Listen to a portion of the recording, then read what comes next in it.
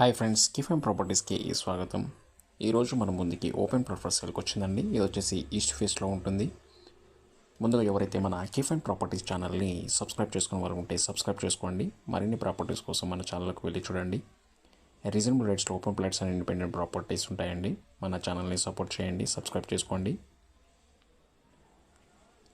ఇది వచ్చేసి గాజుల రామారంలో ఉంటుందండి. ఓపెన్ ప్లాట్ 200 స్క్వేర్ యార్డ్స్ అండి.